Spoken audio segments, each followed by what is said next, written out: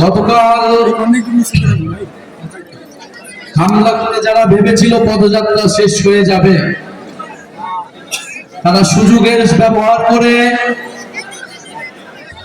ভেবেছিল আতঙ্ক তৈরি করবে সারা দেশে, মানুষ আর আমাদের পথসভায় পদযাত্রায় আসবে না।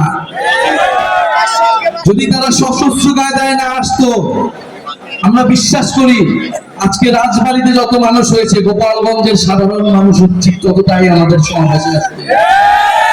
আমরা জীবনের সেই ভয় করি না, সেটা গত বছর জুলাই মাস থেকে রাজপথে নেমেছি, যেই প্রতিশ্রুতি নিয়ে নতুন বন্দোবস্ত প্রতিষ্ঠার জন্য, সেই প্রতিষ্ঠার নতুন দেশ প্রতিষ্ঠার আগ পর্যন্ত আমরা রাজপথ ছাড়ছি না, এটা আমরা সুস্পষ্ট ভাবেই জানিয়ে দিয়েছি। আরেকটি কথা বলতে চাই, আওয়ামী লীগকে আমরা 5ই আগস্টের পরেই বলেছি যে আওয়ামী লীগ কেবল একটা রাজনৈতিক দল না, এটা তো একটা সন্ত্রাসী সংগঠন অবশ্যই, কিন্তু তার থেকেও বড় বিষয় এটা একটা ফ্যাসিস্ট মতাদর্শ। এই আদর্শকেও পরাস্ত করতে হবে। শুধু আইনি ভাবে সাময়িক ভাবে নিষিদ্ধ করে আমরা আওয়ামী লীগের মোকাবেলা করতে পারবো না।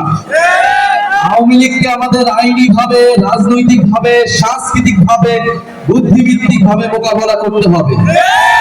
ফলে আমরা আমাদের শত্রু চিহ্নিত করেছি মুজিববাদ।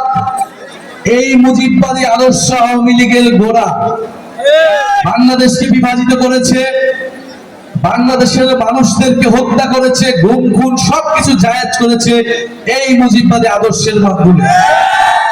আমরা এটাও বলেছি মুজিববাদ আর মুক্তিযুদ্ধ কিন্তু এক জিনিস না। ফলে আমাদের এই মুজিববাদের হাত থেকে আমাদের মুক্তিযুদ্ধকে রক্ষা করতে হবে, বাংলাদেশের জনগণকে রক্ষা করতে হবে, ভবিষ্যৎ প্রজন্মকে রক্ষা করতে হবে।